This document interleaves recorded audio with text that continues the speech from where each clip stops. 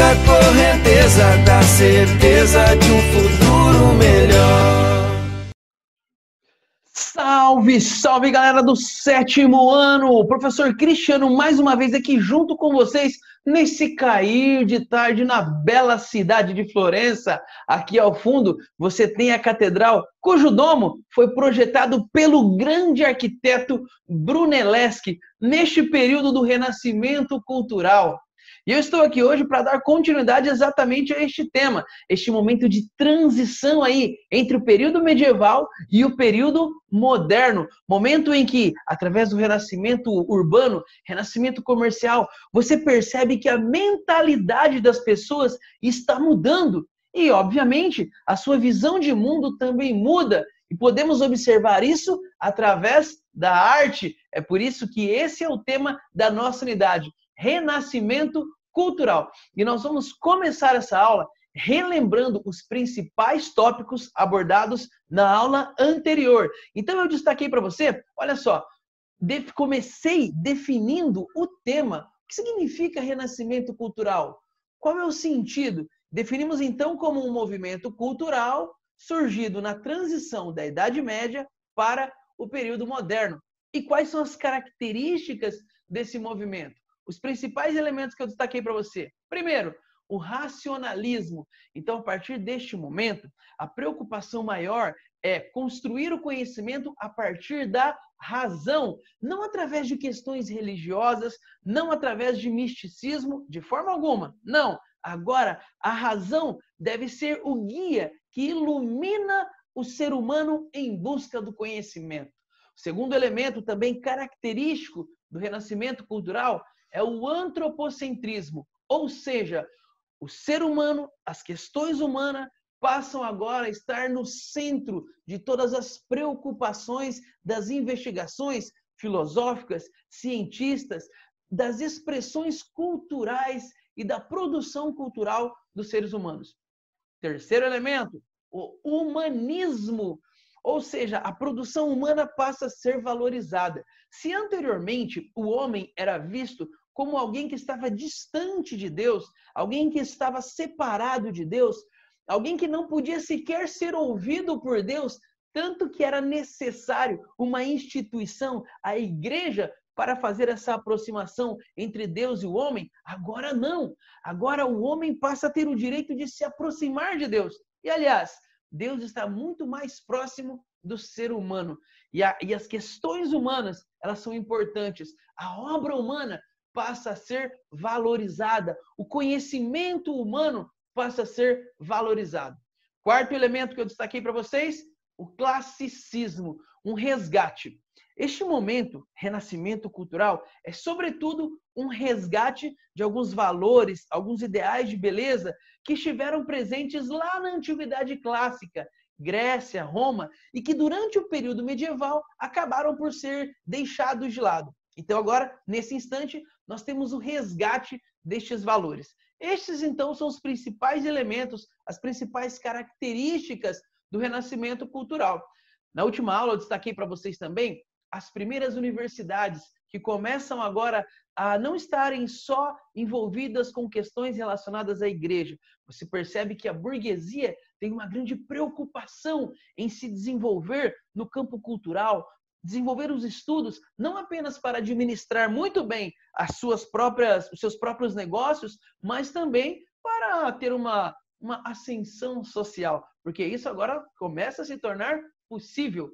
E por fim, eu mostrei para vocês como a imprensa foi fundamental para que todas essas ideias se propagassem numa velocidade muito rápida dentro da Europa.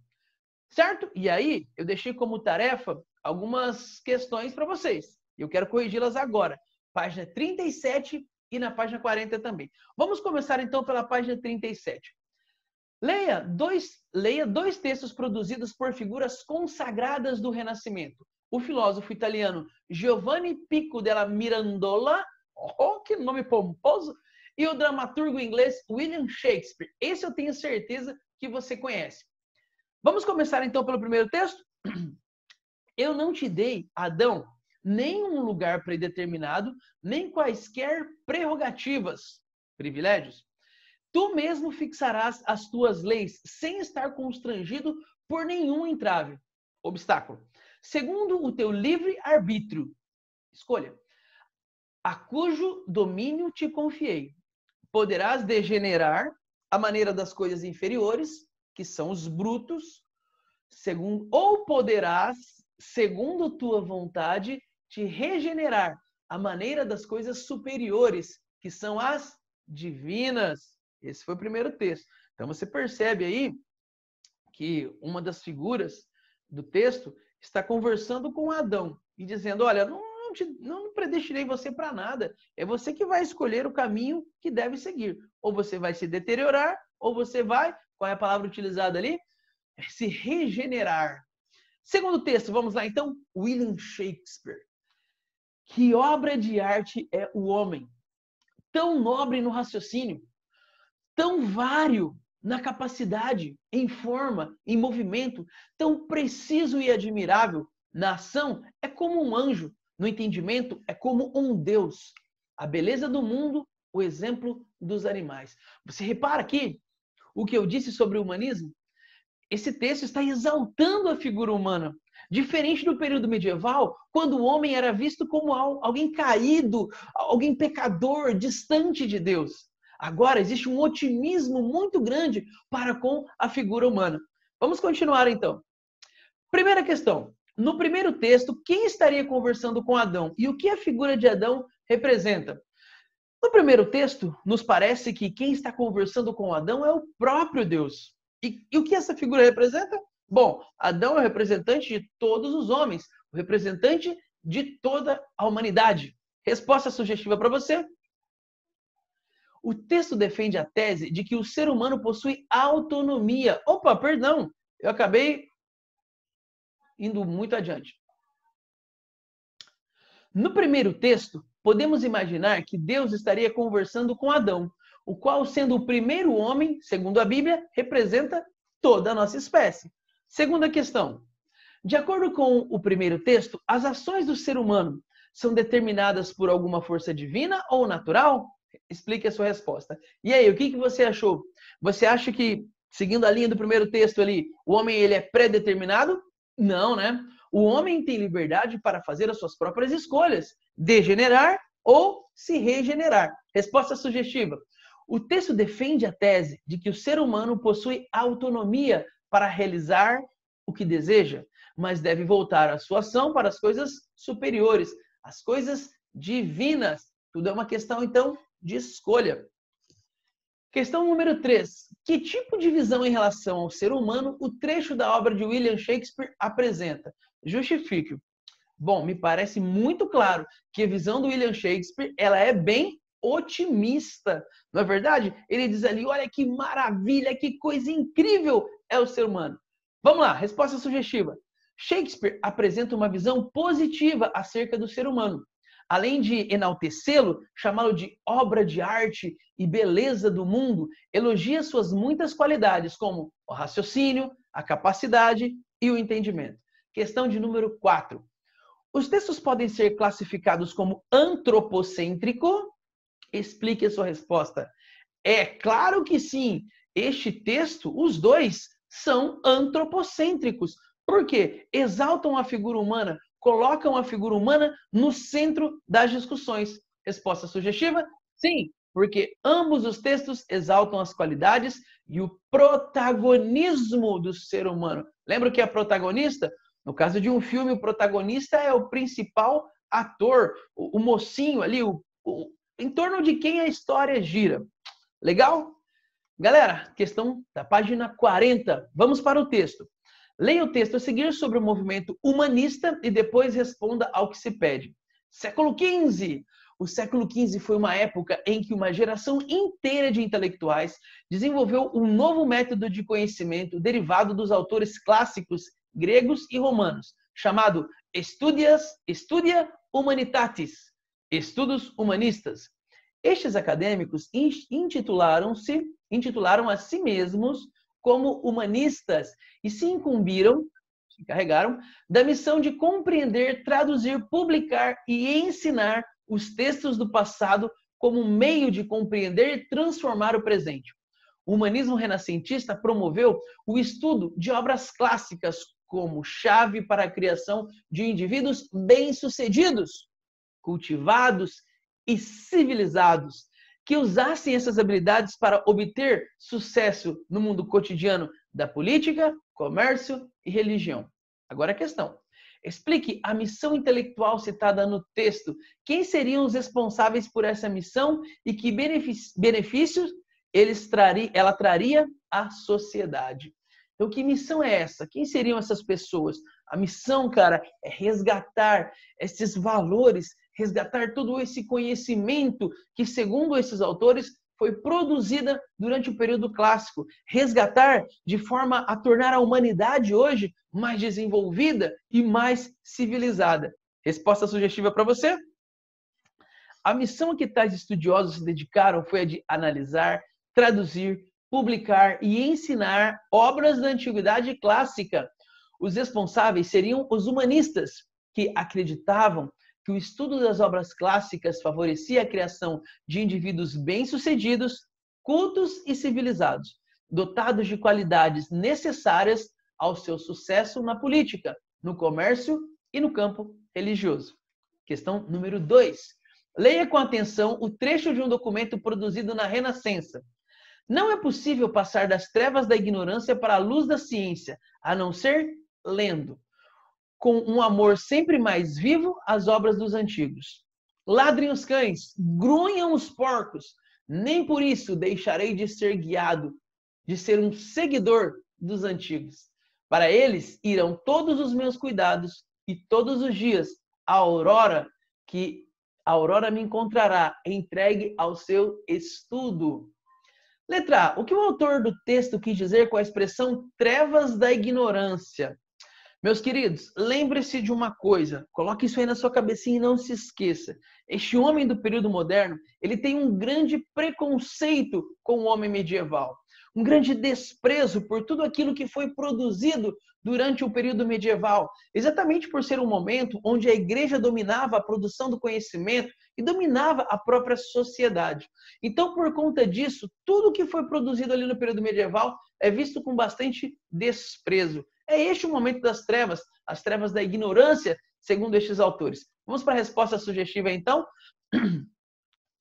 A expressão trevas da ignorância é provavelmente uma referência à Idade Média, visto que alguns dos renascentistas defendiam uma oposição dos pensadores e artistas do seu tempo aos do período medieval. Letra B. Nesse contexto, o que significa a expressão luz da ciência? A luz da ciência, do racionalismo, uma nova forma de produzir conhecimento, uma forma superior àquela desenvolvida durante o período medieval.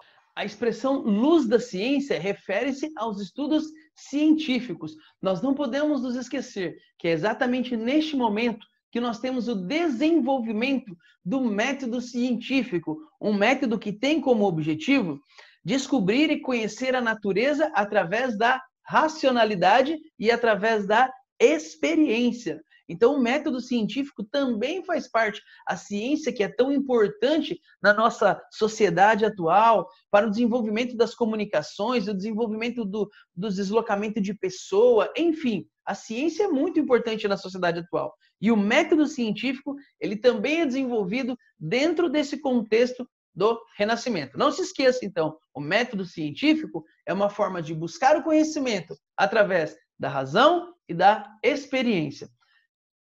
Galera, chegamos então ao tópico central da nossa aula de hoje.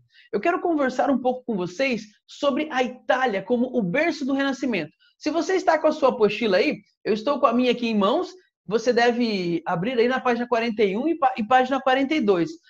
A aula de hoje se baseia nessas duas páginas. Vamos falar um pouquinho então sobre a Itália e por que o Renascimento começa na Itália, e depois vamos falar sobre algumas mudanças, algumas transformações na maneira de produzir arte neste período.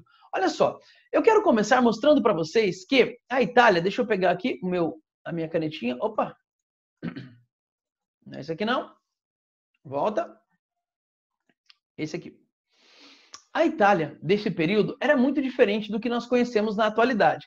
Então, se você olhar aqui, perceba que Você não tem um país ou um reino unificado. Não, pelo contrário. A Itália, nesse momento, na verdade, a Península Itálica é formada por uma série de pequenos reinos, cidades independentes, cada uma com seus próprios governantes, cada uma com a sua própria particularidade.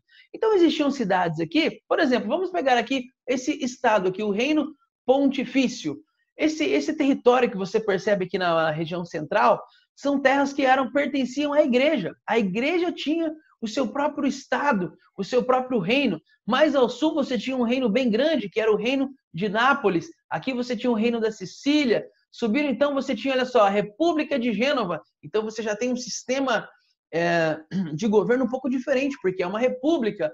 Aqui, olha só, no Nordeste, a República de Veneza, a Savoia, Milão. Então você percebe que eram vários reinos separados e completamente independentes. Alguns destes reinos se destacaram no comércio. E isso começa a transformar a dinâmica da Península Itálica. Você se lembra? Gênova e Veneza são dois desses reinos que se destacam nessa época dentro dessa questão comercial. Então eu queria mostrar esse panorama para você, porque com o passar do tempo, vai demorar um tantão ainda para que a Itália se unifique, mas é este espaço, é dentro desse espaço bastante diverso que nós vamos perceber o surgimento, o desenvolvimento do renascimento cultural. E só um detalhe, pessoal, existe também uma preocupação muito grande por parte desses reinos de mostrar a sua riqueza, de exteriorizar, de materializar a sua riqueza de forma que todos vejam. Então, quando alguém chegava na cidade de Veneza, quando alguém chegava na cidade de Florença, o desejo dos governantes era mostrar o seu poder, a sua riqueza, a riqueza da sua cidade, através das obras que ali estavam. Então, dessa maneira, existia muito trabalho para os artistas. Eles podiam produzir estátuas, podiam produzir igrejas maravilhosas, como esta que nós estamos vendo aqui ao fundo. Entendeu? Então, existia essa disputa aí dentro da Península Itálica para mostrar a sua opulência. Vamos um passo a passo. Olha só. Como eu disse, então, a pergunta inicial é: por que na Itália? Eu já destaquei um ponto, essa questão do desenvolvimento comercial, mas existe um outro elemento também que não pode ser negligenciado. Se nós estamos falando de um movimento, o Renascimento, que tem como um dos seus objetivos resgatar os valores e aquela herança clássica de Grécia e Roma, bom, ninguém tem uma herança clássica maior do que a própria região ali da Península Itálica. Então, ali era a sede do Império Romano. Ali você tem uma série de monumentos espalhados por todos os lados. Então, essa herança clássica é um dos fatores que contribui para que o Renascimento surja na Península Itálica. Então, destacamos o primeiro, essa herança clássica. Um outro fator importante também é que o comércio que existia ali em diversos daqueles reinos, ele promove não apenas a circulação de mercadorias, mas também a circulação de muitas ideias. E essas ideias, então, começam agora a transformar a dinâmica e a vida das pessoas. Outro detalhe, a riqueza alcançada com o comércio faz com que as necessidades básicas sejam supridas. Uma vez que as necessidades básicas foram supridas, você passa a ter agora a possibilidade de se dedicar a outros elementos que tornam a sua vida boa, mas que, no momento de fome, você acaba deixando de lado, como exatamente o desenvolvimento da arte, da escultura, da pintura, das diversas formas artísticas. Então, essa relação com o comércio, o fato de você ter uma riqueza sendo produzida, contribui. Por quê? Muitas pessoas agora, como eu disse, começam a financiar a arte. Estes camaradas vão ser conhecidos como mecenas. Esse título faz referência a um grande incentivador da arte lá no período romano ainda. Existia um camarada chamado Mecenas e ele financiava artistas. E como nós estamos falando de um momento aí de resgate de muita coisa da antiguidade clássica, o título acaba sendo resgatado. Então, mecenas é um nome que passa a ser adotado para todos aqueles que financiam os artistas. Este que você tem aí, aqui, ó, destaquei aqui para vocês, o Lourenço de Médici, é talvez um dos maiores financiadores de artistas. Então, você percebe que esses artistas podem trabalhar, eles têm trabalho, existem pessoas que estão financiando esse desenvolvimento. Mais um motivo para você entender por que tem essa explosão de produção artística, de quadros, de esculturas e produções arquitetônicas também durante este período. A figura dos mecenas é fundamental. São aqueles, então, milionários, pessoas ricas que estarão financiando. Com qual objetivo? O objetivo de materializar e exteriorizar a sua riqueza. Seguindo aí, vamos lá então? Importante destacar, a igreja, já que eu estou mostrando aqui a Catedral de Florença, a igreja também foi uma importante mecena. Só que é o seguinte, enquanto esses burgueses, até mesmo alguns nobres, se dedicavam e queriam financiar estas obras para mostrar a sua riqueza, o grande objetivo da igreja era mostrar o seu poder, exteriorizar o seu poder, a sua grandiosidade. Por isso, ela também passa a financiar muitas obras de artistas durante esse período. Você vai perceber que alguns nomes famosões assim desse período do Renascimento, como Michelangelo, por exemplo, ele teve diversas obras que foram prestadas, pintadas em igrejas. E o tema religioso também, ele ainda perpassa muitas das obras desses artistas renascentistas. Galera, então você já entendeu por que, antes de começar na Península Itálica, tem essa questão da herança cultural e tem essa questão do comércio também, que se desenvolveu muito rapidamente ali, e surge a figura desses mecenas que estão financiando estas obras e esses artistas. Agora, eu quero mostrar para vocês a revolução que acontece nas artes, com novas técnicas que surgem e são desenvolvidas durante este período. Vamos para a primeira, então? A questão do realismo, eu já falei para vocês sobre isso também. Existe uma preocupação em retratar o corpo humano da maneira mais fiel possível.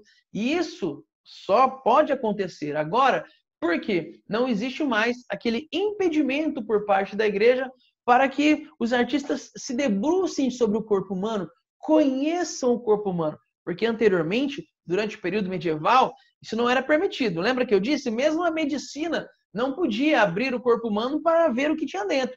E isso, é claro, impedia o desenvolvimento não apenas da arte, mas da medicina também. Então, a partir desse momento, você tem uma preocupação em estudar o corpo humano, estudar quais são os músculos de cada parte do corpo, como eles se relacionam entre si, para construir obras como essa que você está vendo aqui. Olha só, cada detalhe, cada costela, cada músculo é feito com muita perfeição. Então, existe essa preocupação com o realismo, com a proporção entre as diferentes partes do corpo. Outra técnica, essa técnica foi desenvolvida neste período. O Brunelleschi, que eu já citei anteriormente, que é o camarada que desenvolveu esse domo aqui, ó.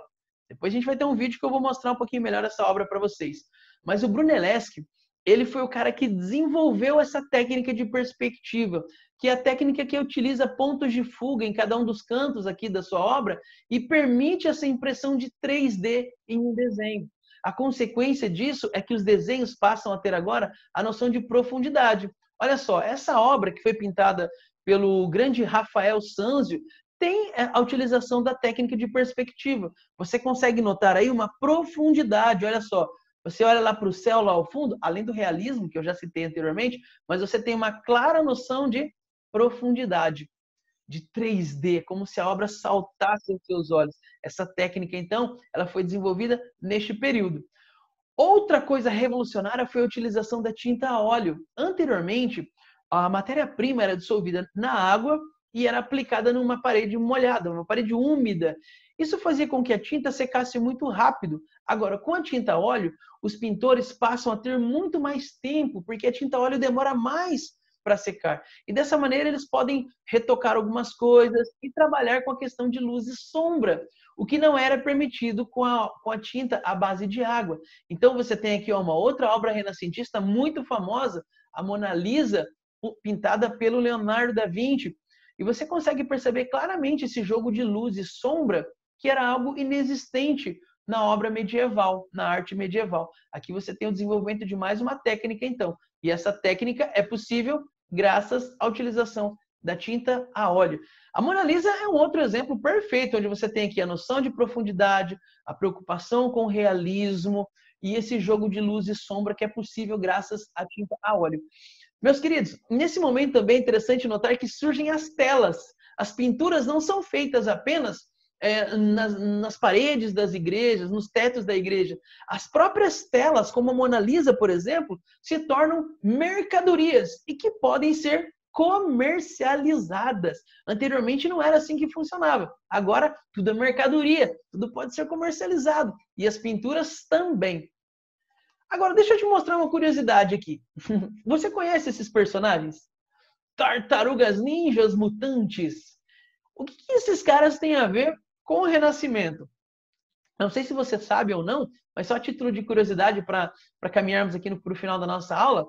As 4 tartarugas ninjas, na verdade, possuem o nome de 4 gênios do Renascimento. Vamos dar uma olhada em cada um deles? Olha só, Michelangelo, só relembrando, Michelangelo, Leonardo, Donatello e Rafael. São as 4 tartarugas, Rafael, Donatello, Michelangelo e Leonardo. Vamos lá então, Michelangelo. Olha algumas obras aqui incríveis que ele pintou. Essa é um clássico do Renascimento também. Esse momento em que Deus se estica aqui para poder alcançar o ser humano. Nós temos aqui a Pietà, a mãe de Jesus, segurando o próprio Cristo, ali o corpo de Cristo morto. Nós vimos essa obra, analisei com vocês alguns quadros atrás. Então, Michelangelo foi um gênio do Renascimento. Rafael Sanzio, que pintou aqui a Escola de Atenas, Os Anjos, entre tantas outras obras. Essa aqui, galera, é um clássico. Sempre que você observa um livro tratando essa questão do Renascimento, traz também essa obra do Rafael Sanzio. Mais um outro aqui bem famosão, o nosso querido Donatello. O Donatello, ele é autor de diversas obras como Maria Madalena e Davi. Aqui são esculturas que você percebe que existe uma preocupação com o realismo bem grande. E por fim, nós temos ali o Leonardo da Vinci, talvez o maior desses pintores renascentistas, que autor de algumas obras bastante icônicas, como a própria Mona Lisa, como a Última Ceia de Cristo, essa obra aqui muito reproduzida, muito copiada, não apenas uma cópia exata, mas por diversos outros artistas também, com diversas outras releituras. E o clássico também, O Homem Vitruviano, que é esse estudo exatamente para conhecer a composição do corpo humano de forma a criar obras mais realistas. Meus queridos, paramos por aqui, ficamos por aqui nessa aula. Eu te espero na próxima para nós conhecermos um pouco mais deste movimento renascentista a partir do momento em que ele sai da Península Itálica e se estende pelo restante da Europa. Faça a sua tarefa e eu te espero na próxima aula. Grande beijo no seu coração e até lá! Novos mares, horizontes, aonde quer chegar. O que quiser, tudo alcança, basta acreditar. Novos tempos de mudança, com o pé no chão. Mergulhando nos estudos, acha a solução. O amanhã não é um mistério pra quem leva a sério. Siga a correnteza da certeza de um futuro